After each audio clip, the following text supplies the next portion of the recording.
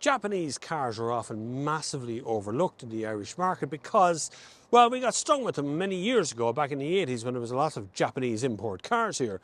But in actual fact, there's a group of Japanese cars that are on the market that you should generally consider when you're looking at new cars. But it won't be the first thing you search for in Google. You might not ever see them until you come to a place like Kylemore Cars here, where you can get any amount of cars at very reasonable prices with finance sorted out very quickly.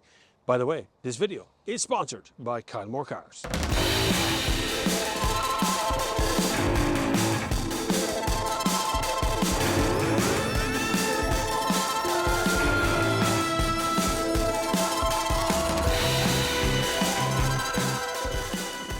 So while I'm here roaming around Kylemore Cars to have a look and find you a car to review, I came across an unusual car from Japan that I think you'll remember the name of because Jeremy Clarkson reviewed it once, but you won't have seen this version of it before. So let's have a look around this latest Japanese import.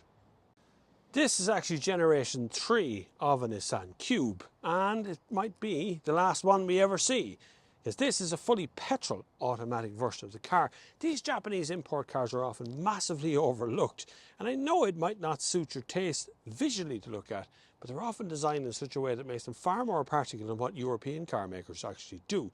So let's have a look around this Nissan Cube and have a look as to why it might be the most practical car in the world. I know what you're thinking. It's very cubist. It's very square. Well, that's why it's called a Nissan Cube, but it also went on sale here. Let me show you. The door opens sideways, this way, and keeps opening all the way out to here. And so this car has been voted the best car to have if you have a dog. The dog can just climb in and lie down in there in luxuriousness. Isn't it lovely? And the back door opens wide. Look at that space. Now, shag pile carpet comes included in this one from Kylemore Cars. But I can't guarantee it's in all of our Cubes. But it is very tasty, very, very nice, very comfortable, proper, comfy cloth seats. And it even has an armrest in the middle, look. See, even on longer drives, I have so much room. There's so much room in here. It's crazy. Like, there's just space for everything. And, bong.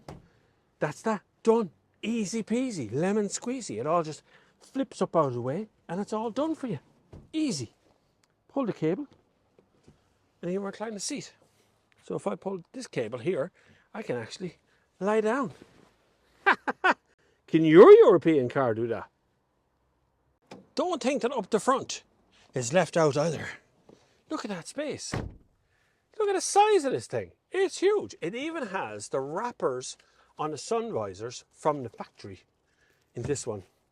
It's a fully automatic car with push button start, touch screen. Starts on the button. It's got its gear shift up here on this big stalk. So you press that, pull down to D, let it go, press that and push up for park. Done.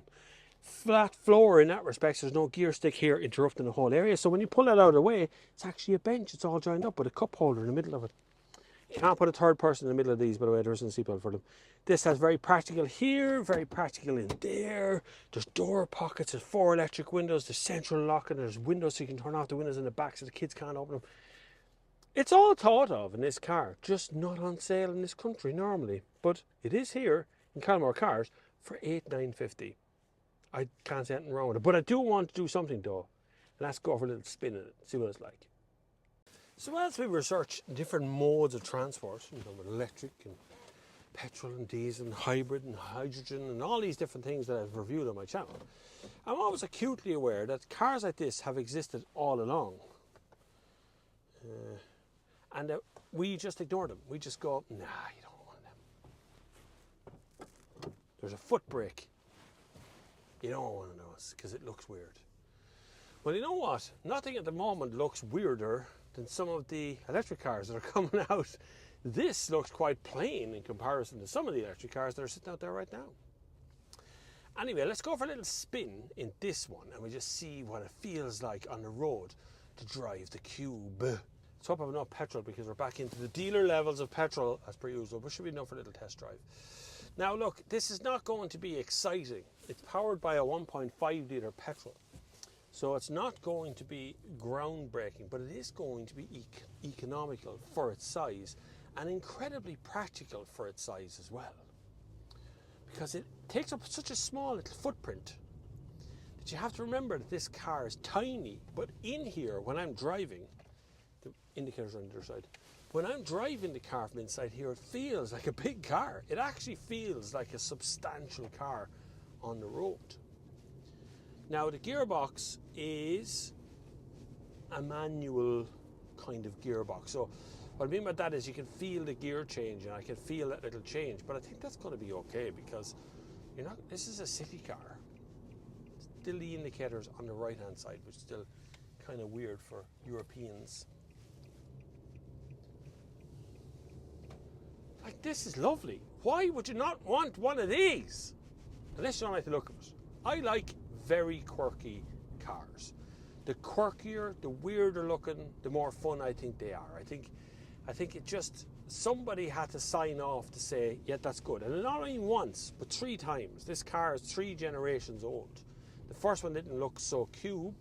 The second one really did look like a cube, and this one looks like the cube as well. So, but I think that this is actually a lovely car. You will get, because of Japanese import, you will get physical buttons that will remain with a Japanese word on them. You'll figure out what they do, and then you won't care either way, okay? Whereas most of the touch buttons can be changed, the touch screen can be changed into English as well, because it's got a language setting on. That'll all be done before you get it. And some of the language settings will be on. I keep turning the windshield wipers on. Some of the language settings will be on the dashboard as well, as it tells you about fuel consumption and stuff there too. It's not exciting, but we're not here for excitement. We're here for practical. We're here for fuel efficient. We're not here for exciting. And I actually think this is very nice. It's stable. It's huge in here. It feels so big. They managed to put so much stuff in such a small space. I'm totally bewildered by how Europeans fail on making space for things inside the car. Because I'm an automatic and it's got a good response, and first, in fairness to it, it's very good. It's a lovely little car. This will bring someone much joy for a long period of time. Once you just get over the looks, you realise just how practical it is, how useful it would be if you had a dog or kids, big prams, and that sort of stuff, all going to fit into our little cube here. Cube, you're one of my favourites. Love this little car. Cute as all hell. So often in the Japanese cars you'll find language will be written in English. So you can go to language, you go in here, and you have English, then the voice language, English, and then when you press return, all of your menus will be in English, not Japanese. Okay, you'll find that in system settings. Now I can't do anything about these physical buttons up here. These are physical buttons. When you press them, it'll bring you into different menus. You'll figure it out. Look, that don't drink and drive. What? Did I get?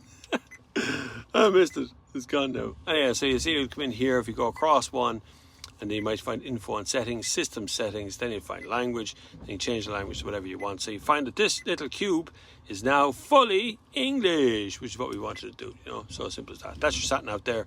Sat nav will have to be set up for you as well. Obviously, you'll have to find out exactly where you are in the world, and it thinks I'm currently in the ocean, but also because it's not loaded in the background. So if I open, eject this, open, when I open it, you see behind here there's actually a SIM, USB, or sorry, an SD card has to go in there.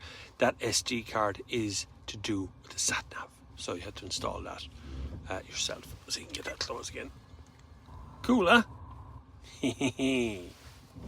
Don't forget to hit the subscribe button if you like this video. There's also a list of links down below. Thank you very much to my new patrons for looking after the channel, because I'm going to be in hospital for the next couple of weeks. So please look after yourselves. Make sure you do nothing wrong while I'm away and not minding you anymore. But I will start making videos again as soon as I possibly can. I have a few in the can, and we'll see how they turn out after that. Listen, whatever happens, look after yourselves. And until the next time, I will see you on the far side.